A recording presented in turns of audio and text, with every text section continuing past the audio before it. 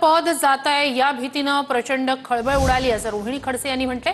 रोहिणी खडसे यांनी रुपाली चाकणकरांवर जोरदार टीका केली। विरोधात पोस्ट केल्यानं कार्यकर्त्यांना धमकावण्याच्या सुपाऱ्या, महिलांना काय विरोध करण्याची मुभाई राहिली नाहीये का असा सवालही रोहिणी खडसे यांनी केलाय। तर रोहिणी खडसे यांनी ट्विट केलेलं आहे। महिला आयोगाच्या अध्यक्षांविरोधात सोशल मीडियावर पोस्ट लिहिली म्हणून कार्यकर्त्यांना धमकावण्याच्या सुपाऱ्या दिल्या जात आहेत। आता पद जात आहे या भीतीनं प्रचंड खळबळ उडाली आहे, त्यामुळे अध्यक्षा आता या पातळीवर येऊन पोहोचल्यात। महिलांना काय विरोध करण्याचीही मुभा राहिली नाही असा सवाल रोहिणी खडसे यांनी केलाय।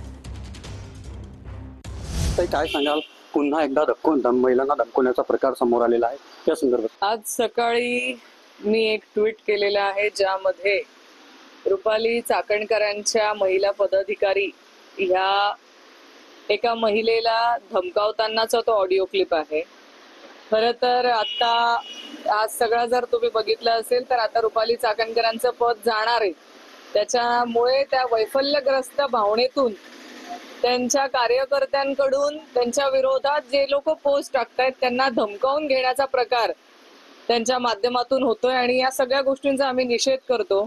खरं महिला आयोगाच्या ऐवजी धमकी आयोग आता ह्या नाव ठेवायला हवं, कारण महिलांना न्याय देण्याऐवजी ज्या महिलांसाठी हा महिला आयोग स्थापन झालेला आहे त्याच महाराष्ट्रातल्या माता भगिनींना धमकावण्याचा प्रकार या ऑडिओ क्लिप मधून आपल्याला बघायला मिळतो आहे आणि हे अतिशय निंदनीय आहे आणि वैफल्यग्रस्त भावनेतून हे सगळे प्रकार चालू आहेत। तुम्ही कालही बघितलं असेल तर वैष्णवीच्या समर्थनार्थ मोर्चा काढला नाही यांच्या पदाधिकाऱ्यांनी, पण महिला आयोग आणि रुपाली चाकणकरांच्या समर्थनार्थ यांनी मोर्चा काढला।